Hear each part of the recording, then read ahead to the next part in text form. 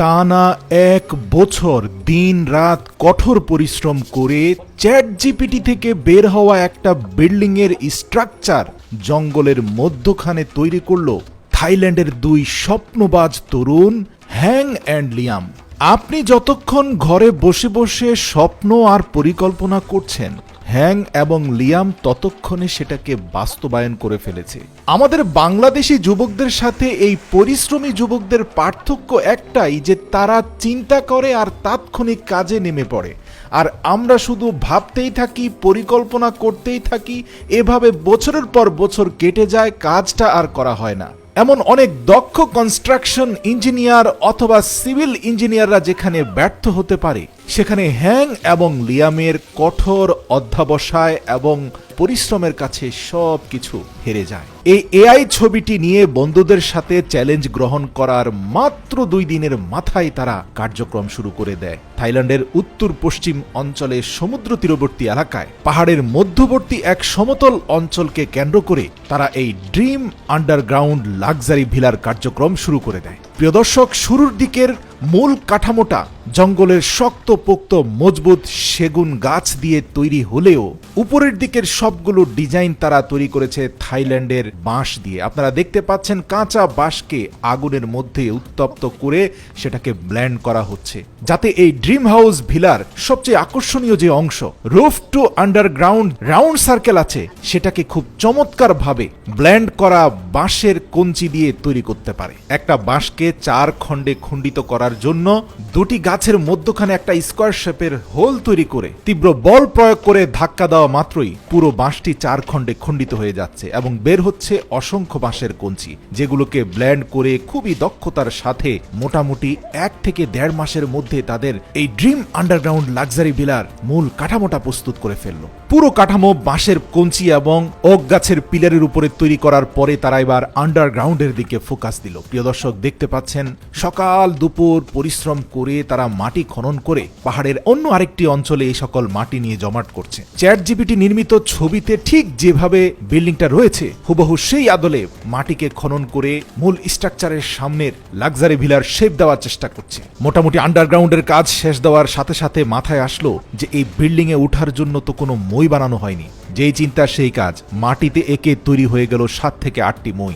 এবার দেখুন, অত্যাধুনিক বিল্ডিং এর মধ্যে যেভাবে একটা মূল পিলারকে কেন্দ্র করে চারপাশে মইগুলো রাউন্ড শেপে ঘুরতে ঘুরতে উপরে উঠে যায়, ঠিক সেভাবে সিঁড়িগুলোকে খুবই চমৎকার কায়দা করে লাগিয়ে দিল, যেন তাদের লাক্সারি ভিলায় খুব সহজে তারা উঠতে পারে। দীর্ঘ 45 দিনের কঠোর পরিশ্রমের পর হ্যাং এবং লিয়াম যথেষ্ট ক্লান্ত হয়ে পড়েছে। হ্যাং মাছ ধরছে কিন্তু লিয়াম ঘুমিয়ে পড়েছে আর স্বপ্ন দেখছে তরতাজা খাসি ভুনা করে দুই বন্ধু খাচ্ছে। এরই মধ্যে হ্যাংয়ের ধরা একটি মাছ লিয়ামের দিকে ছুড়ে মারা মাত্রই তার স্বপ্ন ভঙ্গ হলো। অতঃপর দুই বন্ধু জঙ্গলের জলাশয় থেকে ধরা 2টি মাছকে লবণ মাখিয়ে আগুনে পুড়ে সিদ্ধ করে পুরো 2টি মাছকে বারবিকিউ করে পেট ভরে খেয়ে সাথে কয়েক চুমুক পানি খেয়ে পুনরায় আবার কার্যক্রমে নেমে পড়ল।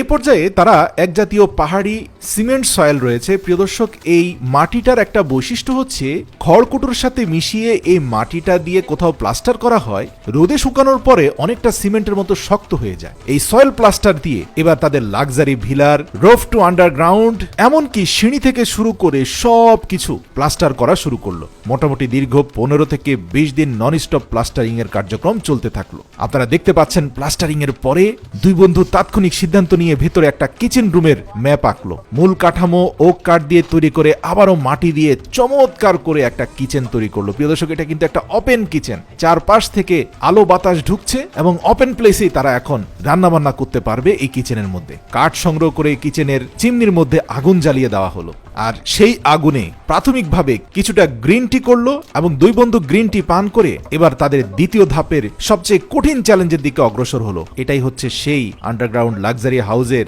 সামনে অবস্থিত সুইমিং পুল। হ্যাং এবং লিয়ামের আবার রাত দিন কঠোর পরিশ্রম শুরু হয়ে গেল। দেখতে পাচ্ছেন কতটা নিখুঁত করে সিঁড়ি তৈরি করলো। দেখতে দেখতে মোটামুটি 20-25 দিনের মাথায় তৈরি হয়ে গেল তাদের সুইমিং পুলের মূল কাঠামো। শুধু কি সুইমিং পুল নির্মাণ করে সমাপ্ত থাকবে? এআই ছবিতে সুইমিং পুলের পাশে যে পানির ফোয়ারা আছে এবং একটা স্লাইডার আছে সেটাও তো নির্মাণ করতে হবে। যেই চিন্তা সেই কাজ। পানির ফোয়ারার কাঠামো তৈরি করার পরে স্লাইডারের মূল কাঠামো তৈরি হয়ে গেল। দেখতে পাচ্ছেন বাঁশের কুঞ্চির সাহায্যে কতটা চমৎকার করে স্লাইডারের কাঠামোটাকে তৈরি করে ফেললো তারা। ইতিমধ্যে দীর্ঘ 10টি মাস কেটে গেল এই পুরো প্রজেক্টের বর্তমান অগ্রগতি পর্যন্ত। ভুলে গেলে চলবে না, হাতে থাকা 2 মাসের মধ্যে পুরো কাজ শেষ দিতে হবে। প্রিয় দর্শক, দেখতে পাচ্ছেন সুইমিং পুলের মূল কাঠামো শেষ হওয়ার পরে দুই বন্ধু ন্যাচারাল সিমেন্ট এবং পানি মিশিয়ে তাদের স্লাইডার এবং পানির ফোয়ারার প্লাস্টার শেষ করে সুইমিং পুলের ফ্লোর এবং দেয়াল প্লাস্টার করছে। তার আগে ফ্লোরের নিচে পাহাড়ি ইট পাথরকে তাদের হাতে তৈরি হ্যামার দিয়ে খুব চমৎকার ভাবে অ্যাডজাস্ট করে নিল, যাতে ফ্লোরটা কখনোই কর্দমাক্ত হয়ে না যায়। আজকে তাদের কিচেনে এক জাতীয় পাহাড়ি ফল সিদ্ধ করা হচ্ছে। এই ফলটা সিদ্ধ হওয়ার পরে এর ভেতর থেকে একটা ন্যাচারাল রং বের হয়, যে রংটা দেখতে অ্যাকোয়া কালারের মতো। আর দেখতে পাচ্ছেন এই রংটা সিদ্ধ হওয়ার পরে সেই রংটা পুরো সুইমিং পুল এবং সিঁড়ি ব্যাপী লাগিয়ে দেওয়া হলো। চূড়ান্ত পর্বের কাজের আগেই পাহাড়ি বেশ কিছু পাথর এনে সুইমিং পুলের চারপাশে রাখা হলো, এমনকি তাদের ঘরের মেঝেতেও। ঘরের ভিতরে বিশ্রাম নেওয়ার জন্য দুই বন্ধুর তৈরি করা চেয়ারটা কি কায়দা করে বানিয়েছে দেখুন। মূল কাঠামোটাকে ফোল্ড অবস্থা থেকে খুলে তার মধ্যে বাঁশের শীট বিছিয়ে দিলে চমৎকার ঢেলান দিয়ে বসা যায়। এমনকি টেবিলটাকেও কায়দা করে একই টেকনোলজিতে তৈরি করা হয়েছে। আমি পূর্বেই বলেছি তাদের এই টোটাল প্রজেক্টটাই একটা পাহাড়ের মধ্যবর্তী সমতল স্থানে তৈরি করা হয়েছে, যার কারণে পাহাড়ি ঝর্ণার পানি এখানে খুব সহজেই আসতে পারে। আপনারা দেখতে পাচ্ছেন বাঁশের মধ্যখানের অবস্ট্রাকল গুলোকে ক্লিন করে একটা বাঁশকে পাইপের আদলে তৈরি করে এই বৃহৎ আকারের ব্যাম্বু পাইপ হয়ে পাহাড়ি ঝর্ণা থেকে পানিটা তাদের নির্দিষ্ট প্রজেক্টের চৌবাচ্চায় এসে পড়া শুরু হয়ে গেল। প্রিয় দর্শক, একটি লাইন চৌবাচ্চায়, অন্য আরেকটি লাইন তাদের সেই স্লাইডারের উপরে স্থাপন করা হলো। আর সাথে সাথেই পানির উপরে পিচ্ছিল খেয়ে নিচে নেমে দুই বন্ধু আনন্দ উল্লাসে মেতে উঠল। সাথে সাথে মনে হলো এখনো কাজ শেষ হয়নি, তাই তো সুইমিং পুলের চারপাশ এবং ফ্লোরে থাকা ময়লা আবর্জনা পরিষ্কার পরিচ্ছন্নতার কাজে লেগে পড়ল। সবকিছু পরিষ্কার পরিচ্ছন্ন করে সুইমিং পুলের চারপাশে কিছুটা প্রাকৃতিক ঘাস তারা লাগিয়ে দিল। আজ তারা বছরের শেষ সপ্তাহে এসে পৌঁছেছে। দীর্ঘ 1 বছর পূরণ হতে যাচ্ছে তাদের এই প্রজেক্টে। বনমোরগ সংগ্রহ করে সেটাকে ভালো করে বারবিকিউ করে পেট ভরে রাতের বেলা খেলো। রাতভর আনন্দ করে মধ্যরাত থেকে গভীর ঘুম দিয়ে সকালে ঘুম থেকে উঠেই তারা দেখতে পেল তাদের চৌবাচ্চার পানিতে টইটুম্বুর। এই যে সেদ্ধ পানির মধ্যে কিছু পাতা ছেড়ে দেওয়া হলো, এটা হচ্ছে থাইল্যান্ডের গ্রিন টি। আর এই চাটা তারা সেলিব্রেশনের পূর্বে পান করে। আর তাই তো হ্যাং এবং লিয়াম এই চা পান করে স্লাইডার দিয়ে তাদের পানির চৌবাচ্চায় একটা বড় জাম্প দিল। আজ দীর্ঘ 1 বছরের কঠোর শ্রম এবং সাধনার পূর্ণাঙ্গ ফল এসেছে। আচ্ছা ভাবুন তো, যে এআই ছবিটাকে কেন্দ্র করে এই বিশাল প্রজেক্ট সম্পন্ন হলো, দীর্ঘ 1 বছর পর্যন্ত এই দুই বন্ধু যদি সেই ছবিটাকে তাদের ঘরের বেডরুমে লাগিয়ে শুধু দেখতো আর পরিকল্পনা করতো, তাহলে হয়তো পুরো বছরটাই কাটিয়ে দেওয়া যেত। এর জন্য মানব জীবনের সফলতার অন্যতম একটা গুরুত্বপূর্ণ অংশ হচ্ছে আপনাকে দ্রুত সিদ্ধান্ত নেওয়ার সক্ষমতা অর্জন করতে হবে। আপনি যত বেশি প্রোক্রাস্টিনেশন করবেন, যত বেশি সিদ্ধান্তহীনতায় ভুগবেন, ততই পিছিয়ে যাবেন। এই পৃথিবী খুব দ্রুত এগিয়ে যাচ্ছে, তার মধ্যে সবচেয়ে এগিয়ে আছে তারাই যারা দ্রুত কার্যকর সিদ্ধান্ত নিতে পারে।